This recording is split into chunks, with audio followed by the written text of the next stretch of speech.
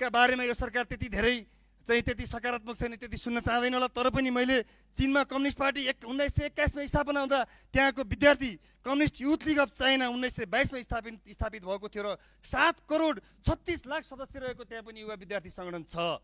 त्यसै गरी India, America, बेलायतको कुरा गर्नुहुन्छ भने इन्डियामा पनि अहिले पनि बिजेपीको त्यहाँको सत्तारूढ पार्टीको अखिल भारतीय विद्यार्थी परिषद जो 1949मा स्थापना भएको थियो, अहिले पनि त्यहाँका सबै कलेज विश्वविद्यालयहरूमा त्यहाँ चाहिँ विद्यार्थी सङ्गठन छ र त्यो चाहिँ कमिटी छ। त्यसै गरी अमेरिकामा पनि काङ्ग्रेस आएको पनि त्यसै गरी त्यहाँ विद्यार्थी सङ्गठन छ। अमेरिकामा पनि मान्यले समय छुट्याउनु होला। 1854मा स्थापित भएको रिपब्लिकन पार्टीको पनि कलेज रिपब्लिकन अफ अमेरिका 1892 स्थापित भएको विद्यार्थी सङ्गठन रहेको छ र त्यसले पनि कलेज विश्वविद्यालय सबै ठाउँमा सङ्गठन निर्माण गर्दै विद्यार्थी समुदायको हकितका पक्षमा लागिरहेको छ। त्यसै गरी तपाईँको डेमोक्रेटिक पार्टीको पनि जो 1828मा स्थापित भएको थियो त्यसको पनि कलेज डेमोक्रेटिक मानेको समय सकिएको छ।